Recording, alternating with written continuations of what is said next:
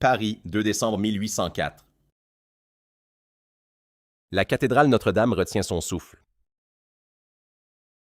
Le pape Pie VII est assis là, au premier rang, les mains croisées sur sa robe blanche, le regard vide de quelqu'un qui vient de comprendre qu'il a fait une erreur monumentale. Il a traversé tout le continent pour venir couronner cet homme.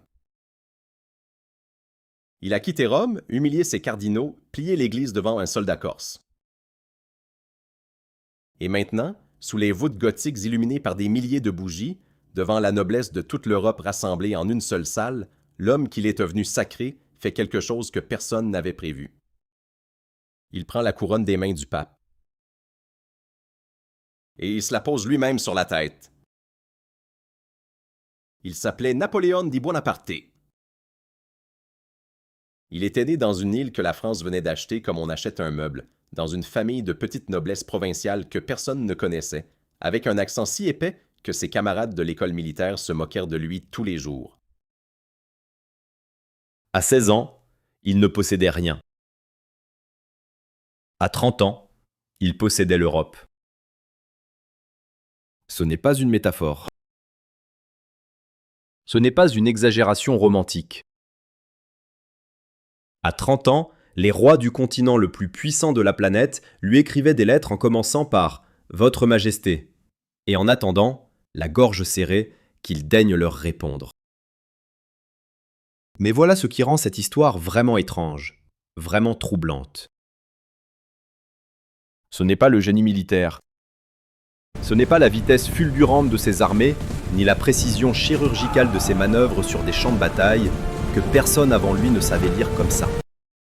Ce qui est troublant, c'est la trajectoire. Un homme parti de rien, monté plus haut qu'aucun être humain n'était monté depuis Jules César, et qui ensuite, au sommet absolu de sa puissance, au moment exact où il aurait pu tout verrouiller pour toujours, commet 2 erreurs. 2 erreurs seulement. Et ces 2 erreurs démolissent tout. L'Europe de Napoléon était un continent transformé jusque dans ses fondations. Les codes juridiques qu'il avait écrits entre 2 batailles régissaient des millions de vies. Les institutions qu'il avait construites à une vitesse qui donnait le vertige définissaient encore 2 siècles plus tard la façon dont les hommes naissaient, étudiaient, travaillaient, mouraient. Il n'était pas seulement un conquérant. Il était un architecte, un ingénieur de civilisation qui redessinait les cartes politiques le matin et réformait le droit civil l'après-midi. Et sous tout ça, quelque chose de plus sombre, la conviction absolue, totale, dévorante qu'il était différent. Qu'il n'était pas soumis aux mêmes lois que les autres hommes. Que l'histoire avait été écrite pour lui.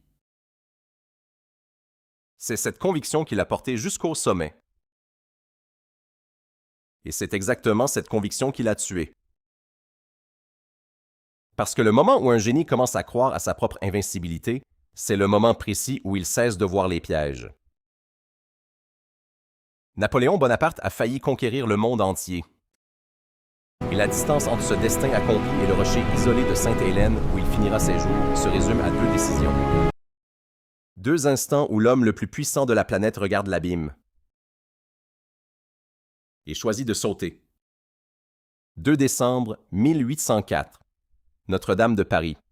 La plus grande cathédrale du monde occidental, décorée comme jamais elle ne l'avait été, chauffée par des milliers de bougies qui transforment la pierre froide en quelque chose qui ressemble à de l'or.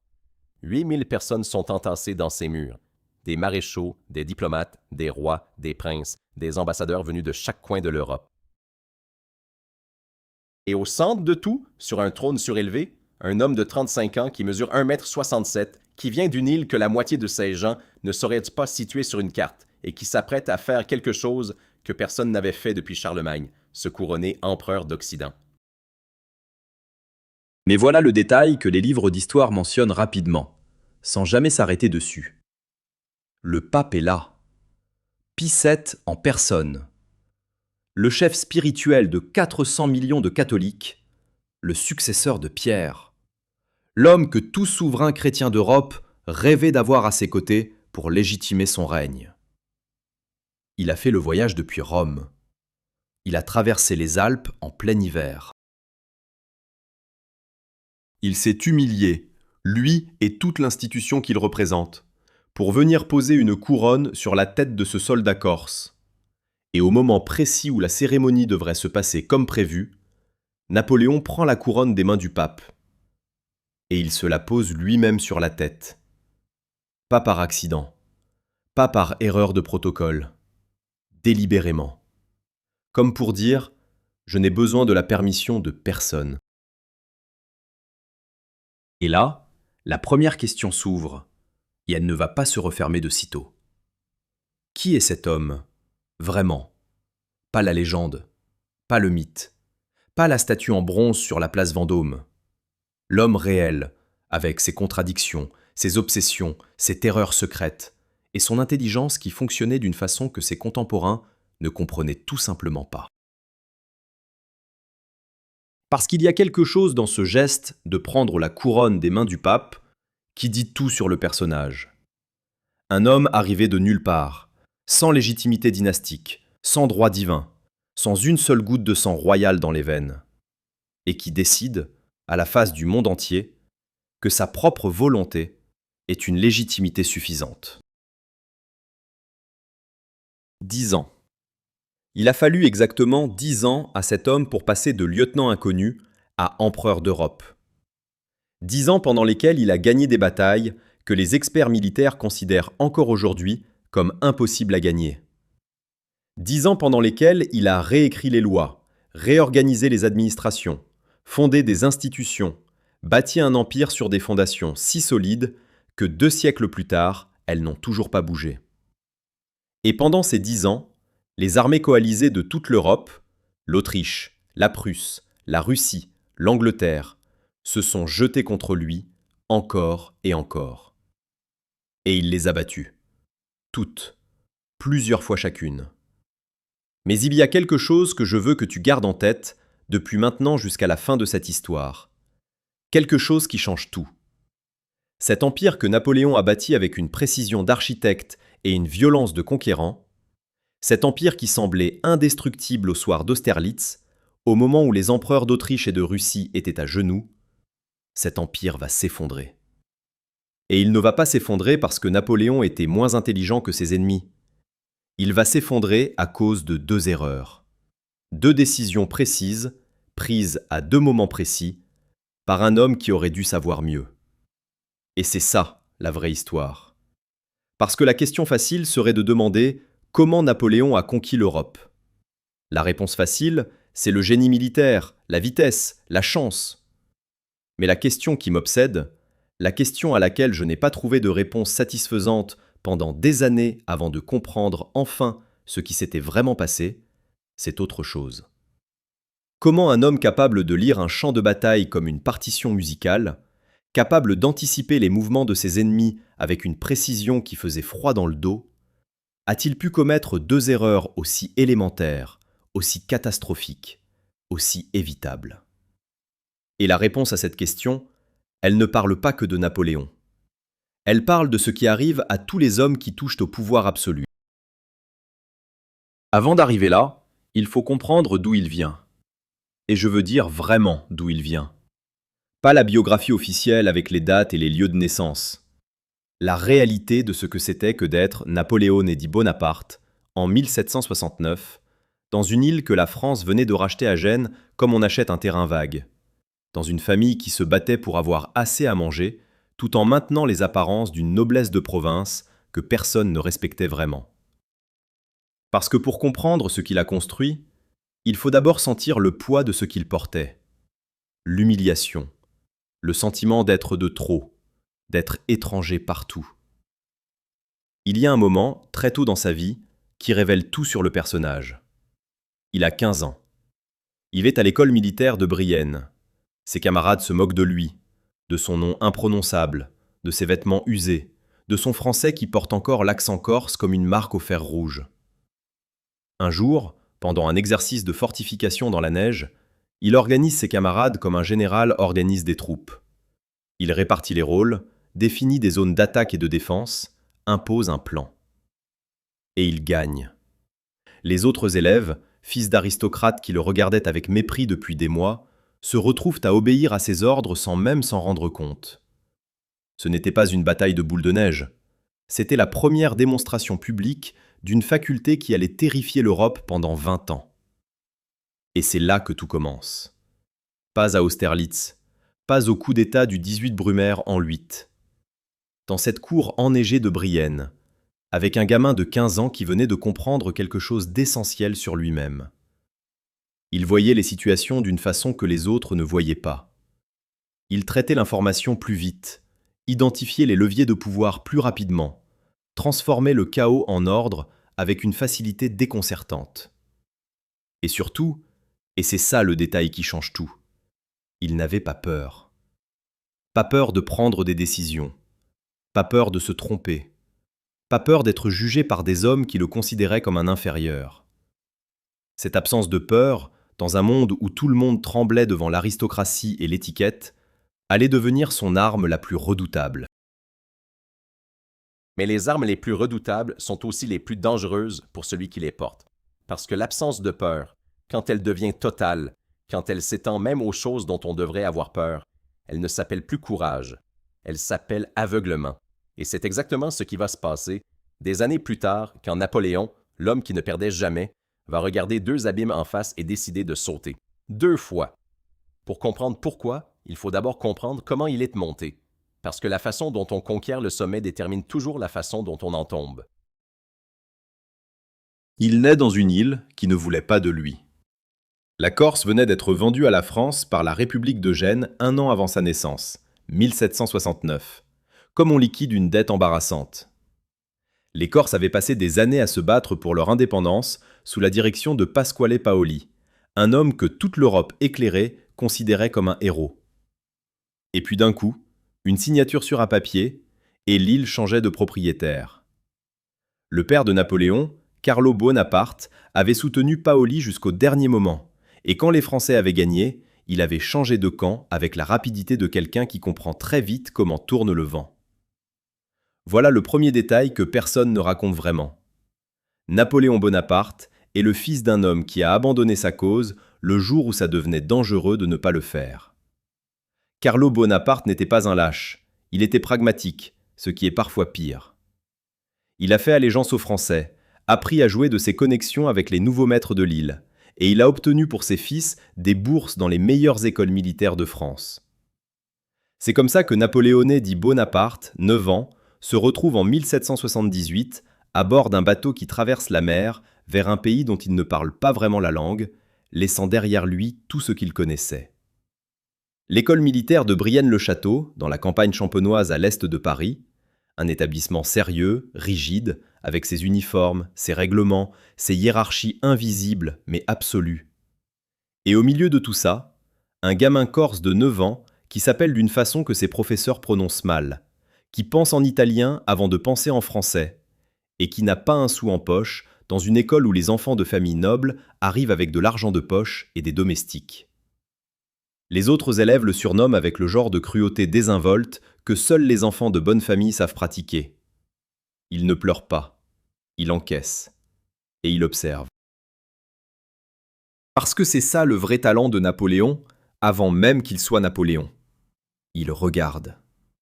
Il regarde les gens avec une attention qui met mal à l'aise, comme s'il cherchait la mécanique derrière les comportements, la logique derrière les émotions. À Brienne, pendant que les autres jouent ou socialisent, lui lit. Des manuels militaires, des histoires de conquérants, des biographies d'Alexandre le Grand et de César. Pas par discipline, par obsession. Il y a un rapport d'un de ses professeurs qui date de ces années-là et qui dit, avec une formulation qui ferait sourire si elle n'était pas si précise, « Ce garçon ira loin si les circonstances le favorisent. » Les circonstances allaient le favoriser d'une façon que ce professeur n'aurait pas pu imaginer dans ses rêves les plus fous. À 15 ans, il est transféré à l'école militaire de Paris, la grande, la prestigieuse, celle où se forment les officiers qui vont commander les armées du roi. Et là, le gouffre social devient encore plus visible. Ses camarades sont les fils des grandes familles aristocratiques françaises, ceux qui ont grandi dans des châteaux et qui parlent de leurs propriétés et de leurs relations à Versailles, comme d'autres parlent de la météo. Et lui est boursier. Charité royale. Un Corse sans fortune, dans une école qui respire l'argent et le sang bleu par tous ses couloirs. La honte de cette situation, il ne la montre jamais. Mais elle travaille en lui comme un acide. Il y a quelque chose de fascinant dans cette période de sa vie que les biographies officielles ont tendance à minimiser. Le jeune Napoléon n'essaie pas de s'intégrer, il n'essaie pas de plaire, de se faire accepter par ces aristocrates qui le regardent de haut. Il fait exactement l'inverse. Il se referme sur lui-même, creuse plus profond dans ses études, développe une forme de mépris froid pour tout ce que représente cette élite qui ne l'a pas choisi. C'est là que se forge quelque chose d'essentiel dans sa psychologie. Une conviction profonde, presque physique, que les titres et la naissance ne valent rien face au mérite et à l'intelligence. Cette conviction va le propulser au sommet, et elle va aussi l'empêcher de comprendre certaines choses fondamentales sur le monde. En 1785, à 16 ans, il obtient son brevet de lieutenant en artillerie en 1 an, un cursus qui en prend normalement 2.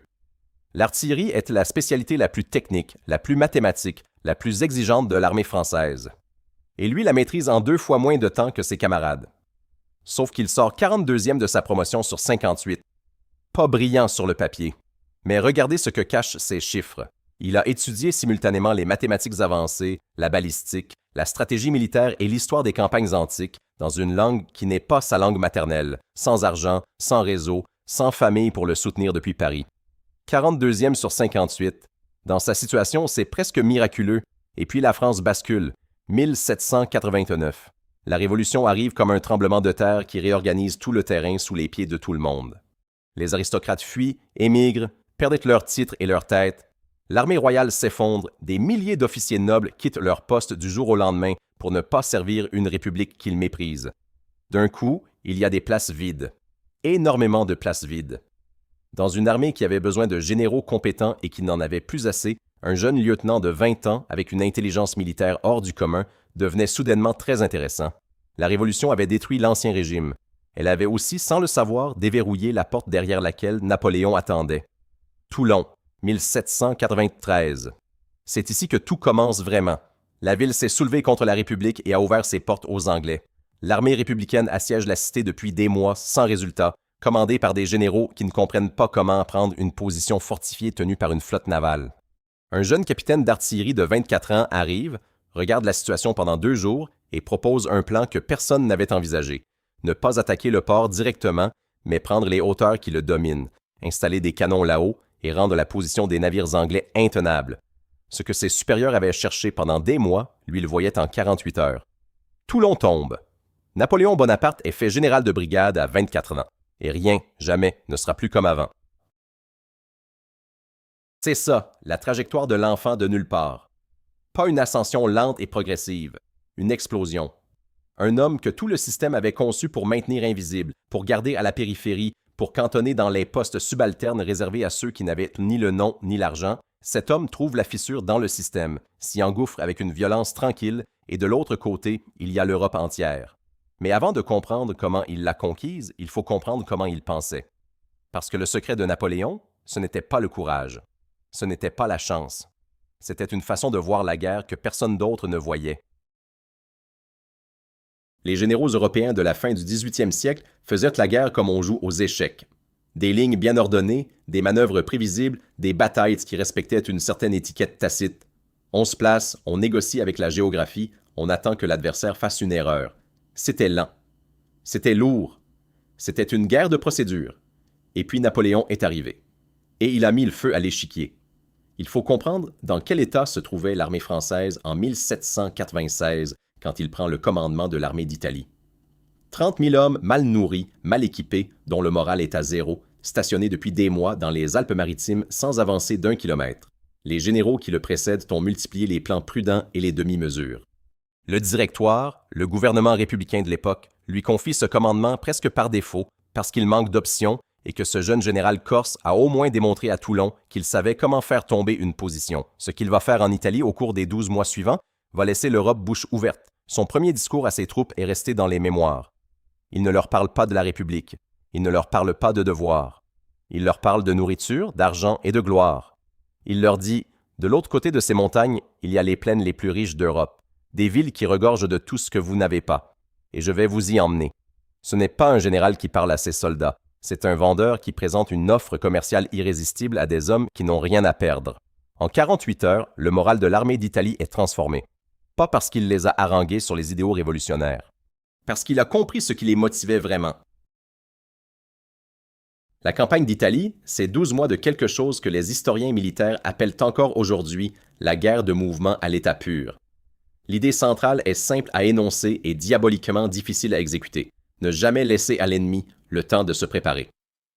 Pendant que les armées autrichiennes manœuvraient selon les règles habituelles, lentement, méthodiquement, avec des lignes de ravitaillement longues comme des fleuves, les divisions françaises marchaient 2 fois plus vite, mangeaient ce qu'elles trouvaient sur place et frappaient toujours là où on ne les attendait pas. Montenotte, Millesimo, Dego, Mondovi. 5 batailles en 13 jours, 5 victoires. Les Autrichiens ne comprennent pas ce qui leur arrive, mais ce serait une erreur de réduire Napoléon à la vitesse. La vitesse, n'importe quel général ambitieux peut essayer de l'imposer à ses troupes. Ce qui rendait Napoléon différent, c'était autre chose. C'était sa façon de lire la bataille avant qu'elle commence. Il avait une capacité extraordinaire à visualiser le terrain, à anticiper comment l'ennemi allait réagir à chaque mouvement et à construire des situations où l'adversaire n'avait que de mauvais choix. Ce n'était pas de l'intuition, c'était le résultat de milliers d'heures passées à étudier les campagnes d'Alexandre, d'Hannibal, de Frédéric le Grand, à comprendre les principes qui se cachaient derrière les victoires, pas seulement les faits. Il y a une anecdote qui illustre parfaitement cette façon de penser. Avant la bataille de Castiglione, en août 1796, ses généraux lui présentent la situation. L'armée autrichienne est 2 fois plus nombreuse, bien positionnée et dispose d'un avantage défensif évident. Il suggère de retraiter pour regrouper les forces. Napoléon écoute, regarde la carte pendant un moment et dit « L'ennemi croit que nous allons reculer. Faisons exactement le contraire. Il attaque et il gagne. » Pas parce qu'il avait plus d'hommes ou de canons, parce qu'il avait compris que l'élément de surprise psychologique valait une division entière sur le terrain. La campagne d'Égypte de 1798 est une autre démonstration de ce génie, mais elle révèle aussi quelque chose de plus intéressant sur le personnage. Il ne part pas en Égypte seulement pour faire la guerre. Il emmène avec lui 167 savants, mathématiciens, botanistes, linguistes, ingénieurs, artistes. Pendant que ses soldats se battent contre les Mamelouks et la flotte britannique, ces hommes étudient les pyramides, cataloguent la faune du Nil et déchiffrent des hiéroglyphes. La campagne militaire est un désastre partiel. Nelson détruit la flotte française à Aboukir, coupant l'armée de toute ligne de retraite vers la France. Mais scientifiquement, l'expédition d'Égypte était révolutionnaire. Et Napoléon le savait d'avance. Il ne construisait pas seulement un empire militaire, il construisait une image. Parce que c'est ça, la dimension que la plupart des gens n'intègrent pas quand ils pensent à Napoléon. Il était aussi un génie de la communication politique, à une époque où ce concept n'existait même pas encore. Ses bulletins de guerre, les communiqués officiels envoyés à Paris après chaque bataille, étaient des œuvres de propagande soigneusement construites. Les victoires étaient amplifiées, les défaites étaient minimisées ou transformées en sacrifices héroïques.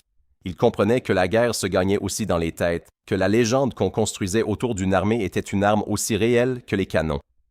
Quand il rentre d'Égypte en 1799, Paris l'accueille comme un sauveur. Personne ne lui parle de la flotte détruite. Tout le monde parle des pyramides. Le coup d'État du 18 Brumaire en 8, novembre 1799, est souvent présenté comme un moment de rupture, le moment où Napoléon trahit la Révolution pour s'emparer du pouvoir. C'est une lecture paresseuse. En réalité, la Révolution française en 1799 était un régime exsangue, incapable de stabiliser la France, ronrongé par la corruption du Directoire et l'instabilité permanente des coalitions parlementaires. Napoléon n'a pas renversé quelque chose de sain. Il a mis fin à l'agonie d'un système qui se mourait tout seul depuis des années. Ce qu'il a compris, c'est que la France avait besoin d'ordre, pas d'idéaux supplémentaires. Elle avait eu 10 ans d'idéaux. Elle avait besoin de quelqu'un qui fasse fonctionner les choses. Et c'est exactement ce qu'il fait dès le premier jour de son consulat. Les réformes arrivent à une vitesse qui laisse ses collaborateurs épuisés.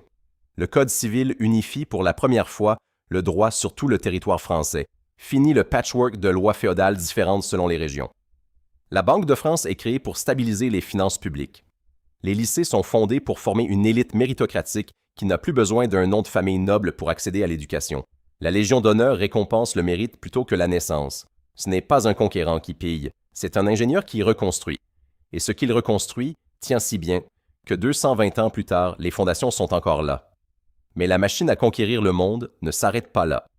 Elle ne peut pas s'arrêter, parce que Napoléon a compris quelque chose de fondamental sur sa propre position. Il n'a pas de légitimité dynastique, il n'a pas de droit divin. Ce qui le maintient au pouvoir, c'est la victoire. Chaque bataille gagnée est un argument politique. Chaque territoire conquis est une preuve que son régime fonctionne mieux que les monarchies héréditaires qui l'entourent. Arrêter de gagner, c'est commencer à perdre, pas seulement sur les champs de bataille, mais dans l'opinion des Français qui l'ont suivi. Il le sait, et cette conscience-là, cette obligation permanente de la victoire, est à la fois le moteur qui le pousse vers Austerlitz et le piège qui l'entraînera vers Moscou. Il y a une image de Napoléon que tout le monde connaît. Le général sur son cheval blanc, la main glissée dans le gilet, le regard fixé sur un horizon de bataille. C'est une belle image. C'est aussi une image incomplète qui a rendu un mauvais service à l'histoire. Parce que l'homme qui a le plus durablement transformé la France et une bonne partie de l'Europe occidentale ne l'a pas fait avec des canons. Il l'a fait avec une plume. Et les textes qu'il a écrits entre deux campagnes militaires sont encore là, 2 siècles plus tard, à structurer la vie quotidienne de dizaines de millions de personnes qui ne savent même pas que c'est lui qui les a rédigés. Prenons un exemple concret. Tu as un contrat de travail. Tu possèdes quelque chose, un appartement, une voiture, un compte en banque. Si un jour tu as un litige avec quelqu'un et que tu vas devant un tribunal, le juge va appliquer un code juridique. En France, ce code s'appelle le Code civil.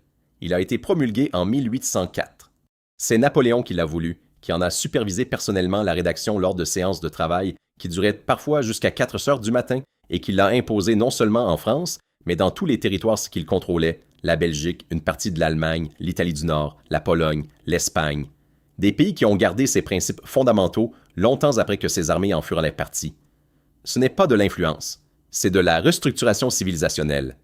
Avant le Code civil, la France était un patchwork juridique absurde. Au nord du pays, on appliquait les coutumes germaniques. Au sud, on suivait le droit romain.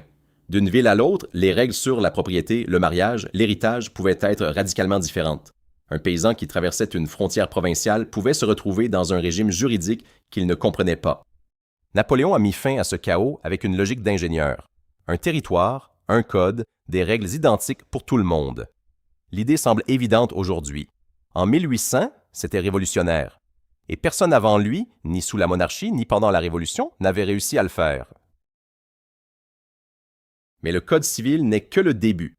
La Banque de France, créée en 1800, donne à l'État un outil pour stabiliser la monnaie et financer ses opérations sans dépendre des créanciers privés qui avaient enseigné la monarchie depuis des générations. C'est essentiellement ce que font aujourd'hui toutes les banques centrales du monde, et le modèle conceptuel vient de là. Les lycées, fondés en 1802, créent pour la première fois un système d'éducation secondaire public et unifié, ouverte au mérite plutôt qu'à la naissance. La Légion d'honneur, instaurée la même année, établit le principe que l'État peut et doit reconnaître l'excellence individuelle indépendamment du rang social. Ces 4 institutions, le Code, la banque, l'école, la distinction au mérite, sont les 4 piliers d'un État moderne. Napoléon les a posés en moins de 3 ans. Il faut aussi parler de ce qu'il a fait avec l'administration du territoire. Avant lui, la France était gouvernée par un réseau de privilèges locaux, de fiefs, de juridictions superposées qui rendaient toute décision centrale presque impossible à mettre en œuvre. Il crée le système des préfets, un représentant de l'État central dans chaque département, nommé par le gouvernement, responsable devant lui, chargé d'appliquer la loi de manière uniforme sur tout le territoire. C'est une révolution silencieuse mais totale dans la façon dont un pays se gouverne. La France des préfets napoléoniens ressemble à ce qu'Amazon appelle aujourd'hui ses directeurs régionaux, des gestionnaires locaux avec une autorité claire, des objectifs précis et une ligne directe avec le sommet. La comparaison peut sembler désinvolte, elle est exacte, et puis il y a le système métrique, le mètre, le kilogramme, le litre. En 1800, le monde était un chaos de mesures locales incompatibles, la toise, la livre, la pinte, et des dizaines de variantes régionales qui rendaient tout commerce interrégional d'une complication cauchemardesque. Napoléon n'a pas inventé le système métrique, les révolutionnaires français l'avaient reconçu, mais il l'a imposé avec la force de son administration dans tous les territoires sous son contrôle. Aujourd'hui, 195 pays dans le monde utilisent le système métrique. Les 3 qui ne l'utilisent pas officiellement, les États-Unis, le Myanmar et le Libéria, sont des exceptions qui confirment la règle. Chaque fois que tu mesures quelque chose en centimètres ou en kilogrammes, il y a une chaîne causale directe qui remonte jusqu'à une décision administrative napoléonienne. Mais pourquoi cet homme, ce général obsédé par la victoire militaire, consacrait-il autant d'énergie à réformer les codes juridiques et les systèmes de mesure? La réponse honnête est double. D'un côté, il y avait une conviction sincère que l'ordre et la rationalité étaient des biens en eux-mêmes, que gouverner c'était d'abord organiser. De l'autre, il y avait un calcul politique très froid. Un État bien administré produit plus de ressources. Plus de ressources finance plus d'armées. Plus d'armées gagnent plus de batailles. Et plus de batailles gagnées prolongent le règne. La générosité institutionnelle de Napoléon et son appétit de conquête militaire n'étaient pas deux pulsions contradictoires. Ils étaient les deux faces d'une même machine. Il y a aussi la question de la religion, qui est un chapitre à part entière dans son bilan d'administrateur. La Révolution française avait déclaré la guerre à l'Église catholique. Elle avait nationalisé ses biens, fermé ses monastères, persécuté ses prêtres. Résultat, une guerre civile rampante dans l'ouest de la France, la Vendée, où des paysans profondément catholiques s'étaient soulevés avec une férocité qui avait coûté des centaines de milliers de vies. Napoléon regarde cette situation et voit non pas un problème religieux, mais un problème de gouvernance. Il négocie le Concordat de 1801 avec le pape Pie VII, un accord par lequel l'Église récupère une partie de son rôle public en échange de sa soumission à l'autorité de l'État sur la nomination des évêques. C'est de la gestion de conflits appliquée à la théologie. Et ça marche, la Vendée se calme et Napoléon récupère le soutien d'une institution qui touche la vie quotidienne de la quasi-totalité de la population française. Ce qui est vertigineux quand on fait l'inventaire de tout ça, c'est la vitesse. Le Code civil, la Banque de France, les lycées, la Légion d'honneur, les préfets, le Concordat, la réorganisation des finances publiques, la réforme du système judiciaire, tout ça en moins de 5 ans, pendant lesquels il gérait simultanément plusieurs campagnes militaires et les intrigues constantes d'une cour politique qui cherchait à le renverser. Ses ministres témoignaient qu'il dormait 4 heures par nuit, qu'il dictait des lettres en se rasant, qu'il tenait des réunions à 5 heures du matin, que sa capacité de concentration était telle qu'il pouvait passer instantanément d'un dossier de droit commercial à un plan de manœuvre militaire sans perdre le fil d'aucun des deux. Si cet homme s'était arrêté là, s'il avait dit en 1805 « J'ai consolidé la France, j'ai réformé ses institutions, j'ai pacifié ses frontières », il serait entré dans l'histoire comme le plus grand réformateur de l'ère moderne, sans ambiguïté, sans les zones d'ombre qui compliquent aujourd'hui le bilan. Mais il ne s'est pas arrêté, parce qu'il ne pouvait pas s'arrêter. Et la raison pour laquelle il ne pouvait pas s'arrêter est exactement la même raison pour laquelle il finira seul sur un rocher au milieu de l'Atlantique. Pour comprendre pourquoi, il faut d'abord voir ce qu'il était capable de faire à son meilleur. Il faut voir Austerlitz. 2 décembre 1805. Exactement 1 an après le couronnement à Notre-Dame. Comme si Napoléon avait choisi la date exprès pour signer son chef-d'œuvre à la même encre que sa légitimité. Sur les hauteurs de Moravie, dans ce qui est aujourd'hui la République tchèque, 73 000 soldats français font face à 85 000 Autrichiens et Russes, commandés par 2 empereurs, François II d'Autriche et Alexandre Ier de Russie. Sur le papier, Napoléon est en infériorité numérique, loin de ses bases de ravitaillement, dans un pays qu'il ne connaît pas, face à une coalition qui a juré de le détruire. Ce qui va se passer dans les 9 heures suivantes va être étudié dans toutes les académies militaires du monde pendant les 2 siècles suivants. Mais pour comprendre Austerlitz, il faut commencer la veille. Le 1er décembre au soir, Napoléon fait quelque chose que ses généraux ne comprennent pas tout de suite. Il ordonne à ses troupes de reculer légèrement sur leur droite, abandonnant une position haute, le plateau de Pratzen, qui semble stratégiquement crucial. Ses généraux protestent. On ne cède pas un terrain élevé à l'ennemi, c'est un principe de base. Napoléon les écoute, sourit et maintient l'ordre. Parce qu'il a vu quelque chose que personne d'autre n'a vu. Si ses troupes occupent le plateau, les Russes et les Autrichiens vont le contourner. Mais si le plateau est vide, ils vont foncer dessus. Parce qu'un général normal ne renonce pas à une position haute. Et en fonçant sur le plateau pour s'en emparer, ils vont affaiblir leur centre. Napoléon n'abandonne pas une position. Il tend un piège. La nuit du 1er décembre, il fait quelque chose d'autre qui révèle tout sur son rapport à ses hommes. Il sort de son quartier général et se promène incognito parmi ses troupes. Les soldats qui l'aperçoivent s'illuminent. Il fabrique des torches avec de la paille pour l'éclairer dans le noir. Et en quelques minutes, tout le camp est brillant de ces lumières improvisées. Cette scène est entrée dans la légende sous le nom de la Fête des Feux. Ce qui est moins connu, c'est que Napoléon la provoque délibérément. Il sait que ses soldats ont besoin de voir qu'ils partagent leur nuit avant la bataille. Il sait que le moral vaut une division supplémentaire sur le terrain. Et il sait que cette image, lui, seul parmi les hommes dans l'obscurité, sera racontée et répétée autour de 1000 feux de camp. C'est de la mise en scène, c'est aussi sincère. Les deux choses peuvent être vraies en même temps.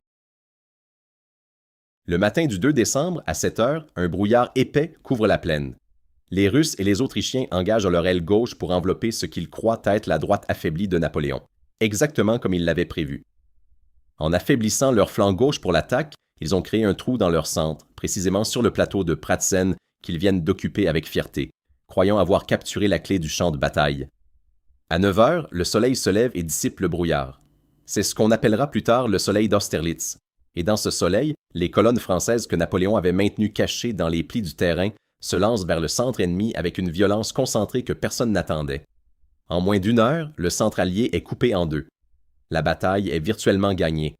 Ce qui se passe ensuite est une leçon de brutalité militaire froide. Les ailes alliées, qui avaient avancé pour envelopper les Français, se retrouvent soudainement coupées de leur centre. Elles ne peuvent ni avancer ni retraiter efficacement. La droite française, qui avait semblé faible et abandonnée, se retourne et attaque. Les troupes alliées qui battent en retraite vers les étangs de Satchan se retrouvent sur la glace, et les canons français font éclater la glace sous leurs pieds. Des milliers d'hommes disparaissent dans les eaux glacées. La coalition qui avait mobilisé 2 empereurs et toute la puissance militaire de l'Est européen s'effondre en 9 heures. 36 000 hommes tués, blessés ou capturés du côté allié, 9 000 du côté français. Un rapport qui n'a presque pas de précédent dans l'histoire militaire moderne. Le soir d'Austerlitz, l'empereur François demande un armistice. Alexandre Ier fuit avec les restes de son armée. Napoléon reçoit François dans une misérable maison de paysans, 2 empereurs assis dans la même pièce, et l'un d'eux vient de tout perdre. Ce détail compte. Napoléon aurait pu recevoir François dans un palais réquisitionné, avec tout le cérémonial de la victoire. Il choisit la maison du paysan, parce qu'il veut que François comprenne quelque chose de précis. Ce n'est pas la pompe qui gagne les guerres. C'est ça, cette capacité à être là, dans la boue, avec ses hommes, à penser plus vite et plus loin que tout le monde. Le message est reçu 5 sur 5. Mais voilà la question qui me hante depuis que j'ai vraiment commencé à décortiquer cette bataille. Qu'est-ce que Napoléon a fait à Austerlitz que les autres généraux ne faisaient pas? La réponse n'est pas la vitesse. Ce n'est pas le courage. Ce n'est pas même l'intelligence tactique, bien qu'elle soit présente à chaque instant. Ce qu'il a fait, c'est construire toute sa stratégie autour de ce que l'ennemi allait croire. Il n'a pas cherché à être plus fort. Il a cherché à faire croire à l'ennemi ce qu'il voulait qu'il croie. Le plateau abandonné. L'ennemi croit qu'il fait une erreur. La droite affaiblie. L'ennemi croit qu'il a trouvé le point faible. Le brouillard du matin. L'ennemi ne voit pas les colonnes cachées. C'est de la manipulation cognitive appliquée à l'art de la guerre. Et personne à cette époque ne le pratiquait à ce niveau. La paix de Presbourg qui suit Austerlitz transforme la carte de l'Europe. L'Autriche cède des territoires considérables. La Confédération du Rhin est créée, un ensemble d'États allemands qui gravitent dans l'orbite française. Le Saint-Empire romain germanique, cette construction médiévale qui avait survécu 1000 ans, est dissous. 1000 ans d'une institution disparaissent en quelques semaines parce qu'un homme de 36 ans a mieux pensé une bataille que 2 empereurs réunis. Si tu cherches un moment dans l'histoire de Napoléon où il était à son apogée absolu, où la distance entre sa puissance et celle de ses adversaires était maximale, c'est ici. C'est ce soir du 2 décembre 1805, dans cette maison de paysans, avec François d'Autriche en face de lui. Et c'est exactement ici que le danger commence. Parce qu'Austerlitz ne prouve pas seulement que Napoléon est le meilleur général de son époque. Austerlitz lui prouve à lui qu'il est invincible, qu'il voit ce que les autres ne voient pas, qu'il pense à une vitesse et une profondeur que ses adversaires ne peuvent pas atteindre. Et cette conviction, qui est en grande partie justifiée à ce moment précis, va commencer à se calcifier, à devenir non plus une évaluation lucide de ses capacités, mais une certitude absolue imperméable aux preuves contraires. L'homme qui avait gagné Austerlitz en comprenant parfaitement les limites et les angles morts de ses ennemis allait progressivement cesser de voir les siens, et ces 2 erreurs fatales portent exactement cette empreinte, l'empreinte d'un homme qui a arrêté d'avoir peur d'avoir tort. Il y a un moment précis où tout bascule. Pas une bataille perdue, pas une trahison diplomatique. Un moment où Napoléon, l'homme qui avait construit sa fortune sur une lecture impeccable des situations, regarde une carte d'Europe et prend une décision qui va ouvrir une blessure impossible à refermer. Ce moment, c'est le printemps 1808. Et la décision, c'est l'Espagne. Pour comprendre pourquoi il le fait, il faut comprendre dans quelle logique il est enfermé à ce moment-là. Après Austerlitz, après Iéna, après Friedland, 3 victoires écrasantes en 3 ans, Napoléon contrôle directement ou indirectement la majeure partie de l'Europe continentale. Mais il y a un problème qui ne disparaît pas. L'Angleterre. L'Angleterre qu'il ne peut pas envahir parce que sa flotte a été détruite à Trafalgar en 1805. L'Angleterre qui finance chaque coalition contre lui. L'Angleterre qui est le cœur économique de toute résistance à son empire. Il ne peut pas la prendre par les armes. Alors il essaie de l'étrangler commercialement avec le blocus continental, l'interdiction pour tous les États européens de commercer avec elle. Et l'Espagne, alliée traditionnelle de la France, commence à laisser passer des marchandises britanniques en douce. Napoléon décide que ça suffit. La logique est celle qu'il a toujours appliquée. Un problème de gouvernance se règle en changeant le gouvernement. La famille royale espagnole, les Bourbons, est faible, corrompue, incapable d'imposer le blocus correctement. Alors il convoque le roi Charles IV et son fils Ferdinand à Bayonne sous prétexte de médiation familiale, les force à abdiquer tous les deux et place son propre frère Joseph sur le trône de Madrid. Propre, rapide, efficace. C'est exactement ce qu'il a fait en Italie, en Hollande, en Westphalie. Ça a marché à chaque fois. Il s'attend à ce que ça marche encore. Ce qu'il n'a pas compris, ce qu'il était à ce stade, psychologiquement incapable de comprendre, c'est que l'Espagne n'est pas l'Italie. Ce n'est pas un État géré par une aristocratie qui négocie et s'adapte. C'est un pays où la religion catholique n'est pas une pratique sociale mais une identité viscérale, où l'Église possède une autorité morale que les soldats français ne peuvent pas acheter ni impressionner et où la population paysanne n'a aucun intérêt à coopérer avec un occupant étranger qui se dit libérateur mais qui se comporte en conquérant. Le 2 mai 1808, Madrid se soulève. En quelques heures, des combats de rue éclatent partout dans la capitale. Les Français répriment l'insurrection avec une brutalité qui va rester gravée dans la mémoire collective espagnole. Goya la peindra avec une précision hallucinée que rien d'autre dans l'art européen n'égale. Et cette répression, au lieu d'éteindre le feu, le propage à tout le pays. Voilà ce que Napoléon n'avait jamais affronté. Une guerre que personne ne décide, que personne ne commande depuis un état-major et que personne ne peut gagner en remportant une bataille décisive. La guérilla espagnole, le mot vient de là, de ces années-là, de ces hommes, n'est pas une armée. C'est un peuple entier qui décide que chaque Français sur son sol est une cible légitime. Des paysans qui tendaient des embuscades, qui sabotaient les lignes de ravitaillement, qui égorgeaient les soldats isolés, qui disparaissaient dans les montagnes avant que les colonnes de représailles puissent les trouver. Contre ce type de guerre, la supériorité tactique de Napoléon ne sert à rien. On ne peut pas faire un Austerlitz contre un fantôme. Et il y a une dimension que les livres d'histoire mentionnent trop rapidement. Les Anglais débarquent. En août 1808, une armée britannique commandée par Arthur Wellesley, celui qu'on appellera plus tard le duc de Wellington, pose le pied au Portugal. Pour la première fois depuis des années, Napoléon a un adversaire européen compétent qui peut l'affronter sur le terrain, soutenu par une population locale entièrement hostile aux Français, dans un pays dont la géographie, montagnes, fleuves, routes étroites, annule tous les avantages de vitesse et de manœuvre qui avaient fait sa fortune. La péninsule ibérique devient ce que Wellington lui-même appellera le cautère espagnol, une plaie ouverte qui ne guérit jamais. Les chiffres sont dévastateurs. Entre 1808 et 1814, Napoléon va envoyer en Espagne entre 250 000 et 300 000 soldats.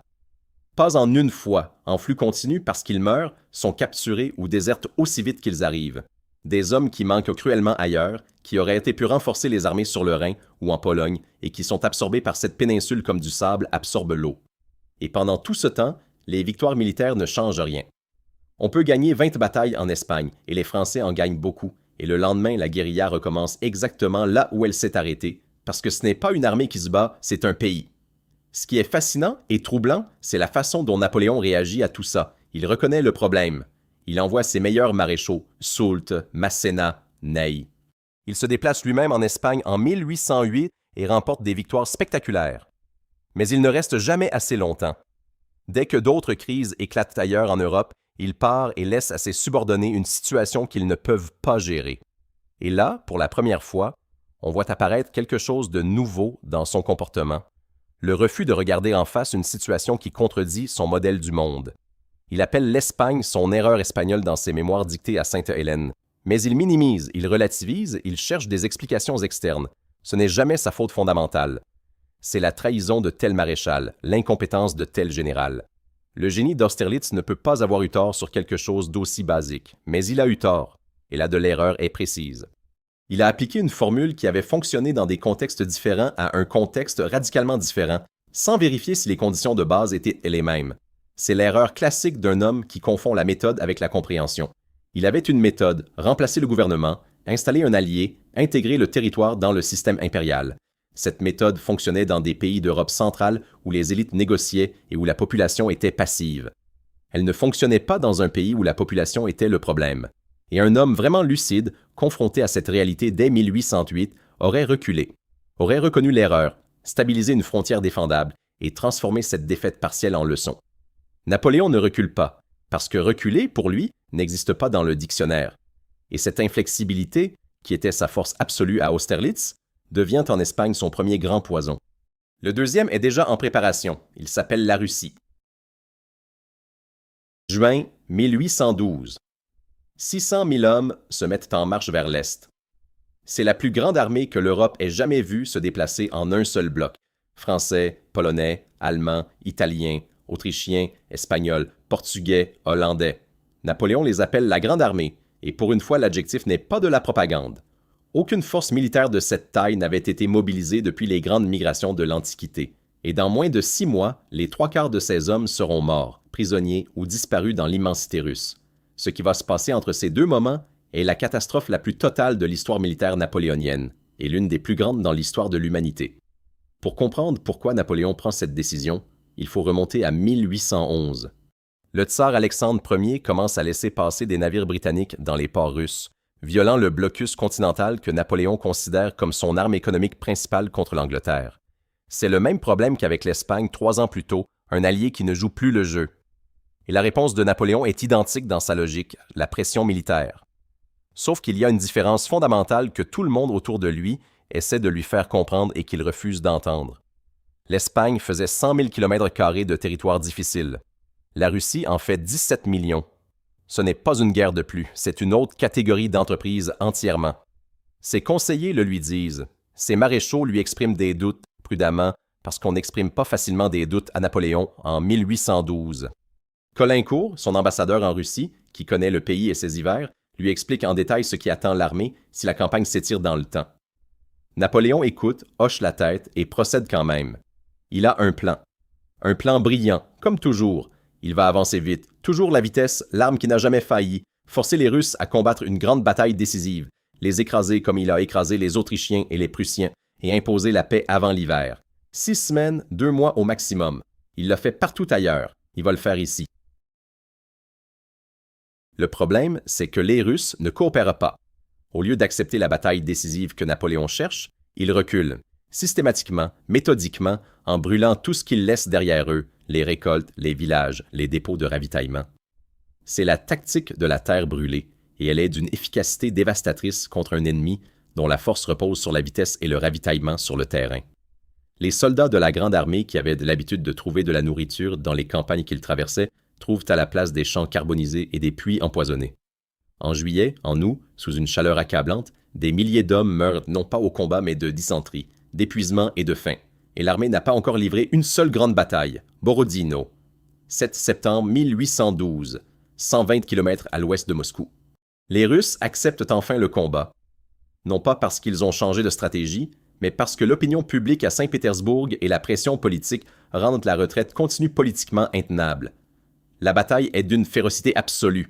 70 000 hommes hors de combat en une seule journée, morts, blessés, disparus, des deux côtés réunis. C'est l'un des carnages les plus intenses de toute l'histoire militaire. Et à la fin de cette journée, les Russes reculent encore.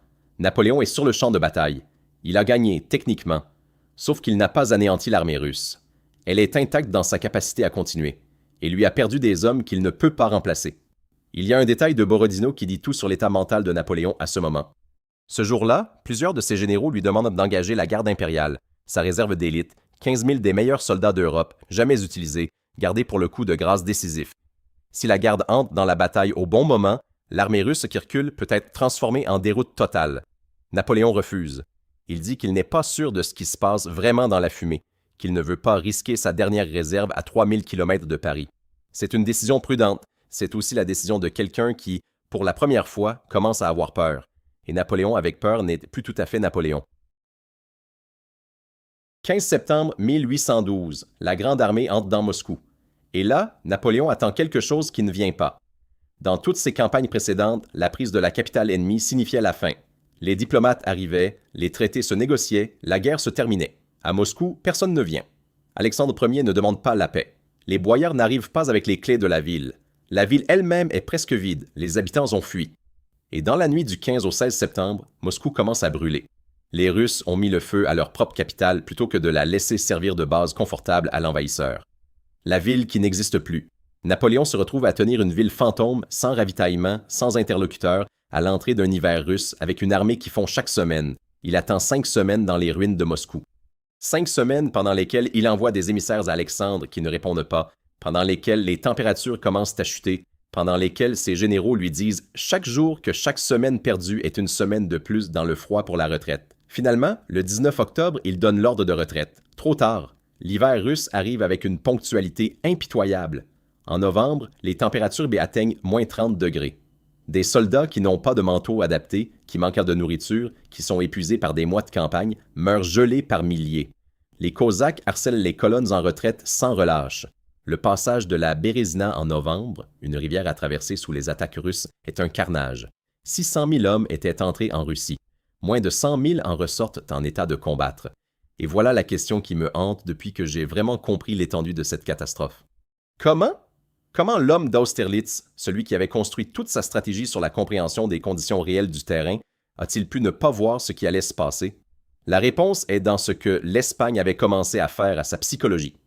Austerlitz avait créé une croyance. L'Espagne n'avait pas réussi à la détruire. Au contraire, il l'avait rationalisée, externalisée, transformée en accident plutôt qu'en symptôme. Et en Russie, cette croyance dans son invincibilité avait atteint un point tel qu'elle fonctionnait comme un filtre. Elle laissait entrer les informations qui la confirmaient et rejetait celles qui la contredisaient. Ses conseillers le lui avaient dit. Il avait refusé d'entendre. Ce n'est pas de la bêtise. C'est quelque chose de plus dangereux encore. C'est la certitude absolue habillée en confiance. Après la Russie, il reste 3 ans. 3 ans pendant lesquels Napoléon, avec une énergie que ses contemporains trouvaient proprement incompréhensible pour un homme qui venait de perdre la moitié d'1 million de soldats, reconstruit une armée, gagne encore des batailles, négocie, manœuvre, refuse de capituler. Leipzig, en octobre 1813, la bataille des nations, 200 000 Français contre 400 000 coalisés, et la défaite qui brise définitivement son emprise sur l'Europe. Les Alliés entrent dans Paris en mars 1814. Napoléon abdique. Il a 44 ans. On l'exile à l'île d'Elbe, une petite île au large de la Toscane, avec le titre d'empereur et une garde de 600 hommes. Comme si on lui donnait un jouet pour qu'il reste tranquille. Il reste tranquille pendant 9 mois. Et puis, le 26 février 1815, il s'échappe. Il débarque sur la côte française avec ses 600 hommes et marche vers Paris. Le roi Louis XVIII, restauré sur le trône par les puissances européennes, envoie des régiments l'arrêter. Ces régiments le rejoignent, un par un, puis en masse. Les soldats français qui étaient censés l'arrêter se mettent à crier « Vive l'empereur !» et tombent dans le rang. Il entre à Paris le 20 mars, sans avoir tiré un seul coup de feu. Louis XVIII a fui la nuit précédente.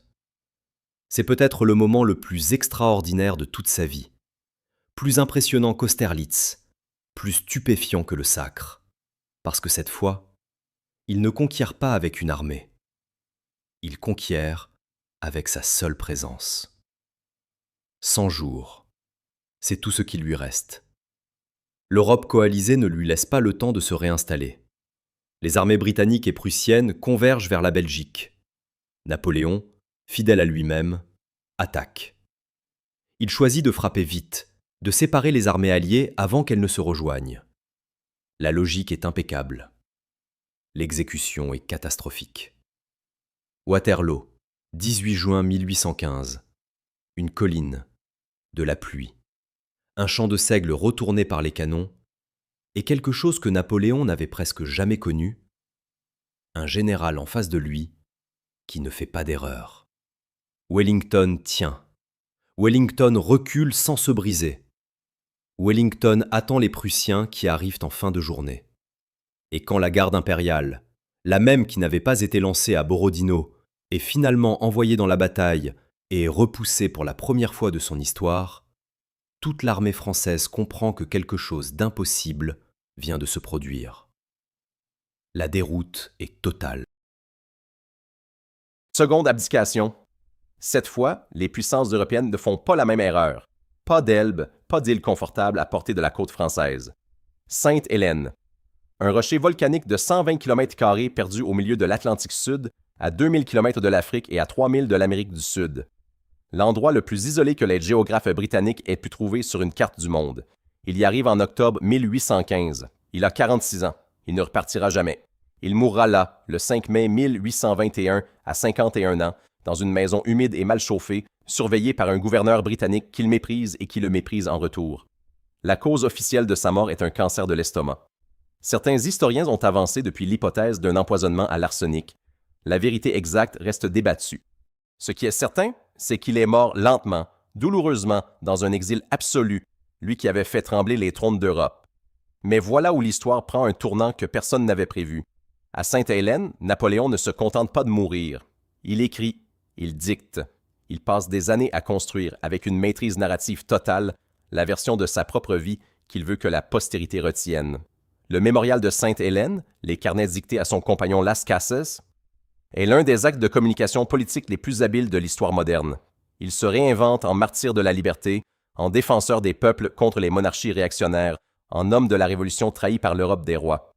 Il efface les massacres, minimise les guerres d'agression, amplifie les réformes et se construit une image de visionnaire incompris que ses contemporains n'avaient pas su apprécier. Et ça marche.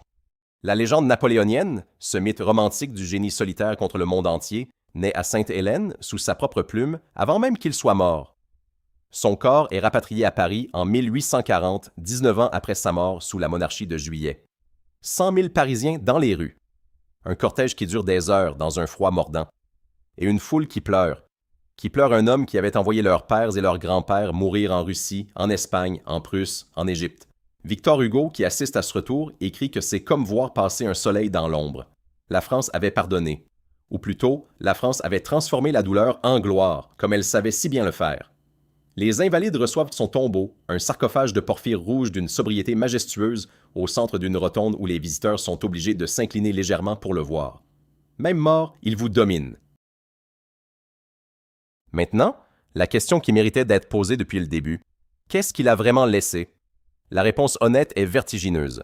Le Code civil, que tu utilises en France sans le savoir, a été adopté ou directement inspiré par les systèmes juridiques de plus de 50 pays. De la Louisiane au Québec, de la Belgique à la Roumanie, du Mexique au Japon de l'ère Meiji. Le système des préfets existe encore. Les lycées existent encore. La Banque de France existe encore. La Légion d'honneur existe encore. Ces institutions ont survécu aux monarchies restaurées, aux révolutions de 1830 et 1848, aux 2 guerres mondiales, à 5 républiques. Elles ont l'air permanentes parce qu'elles sont, d'une certaine façon, plus solides que les empires. Mais il y a l'autre bilan. 4 millions de morts dans les guerres napoléoniennes, un chiffre qui reste débattu, mais dont l'ordre de grandeur est établi. Des générations décimées dans toute l'Europe. Des pays appauvris, des territoires dévastés, des sociétés traumatisées par 20 ans de conflits quasi continus. L'Espagne dont la population mit des décennies à se remettre. La Russie dont le traumatisme de 1812 devint un mythe fondateur national. La Prusse qui, humiliée, développa le nationalisme militariste qui allait empoisonner le siècle suivant. Il n'est pas possible de séparer proprement ces 2 bilans. Les institutions brillantes et les cadavres sont le produit du même homme, de la même énergie, de la même conviction que sa volonté était une loi supérieure à toutes les autres. Et c'est ça, la vraie leçon de cette histoire. Pas la tactique militaire, pas les réformes administratives. Ce que la trajectoire de Napoléon révèle avec une clarté presque cruelle, c'est ce qui arrive inévitablement quand un homme, n'importe quel homme, aussi brillant soit-il, cesse d'être corrigible. L'Espagne était corrigible, la Russie était évitable, ses conseillers le voyaient. Ses maréchaux le voyaient. Lui ne le voyait plus, parce que le succès absolu l'avait rendu imperméable à tout signal contraire. Ce mécanisme n'appartient pas au 19e siècle. Il n'appartient pas à la France. Il se répète dans chaque époque, dans chaque domaine, chaque fois qu'un pouvoir devient suffisamment concentré pour ne plus avoir à s'expliquer, à se justifier, à écouter ce qu'il ne veut pas entendre. Ce qui devrait t'inquiéter, ce n'est pas que Napoléon ait existé. C'est à quel point les conditions qui l'ont produit ne sont jamais vraiment disparues.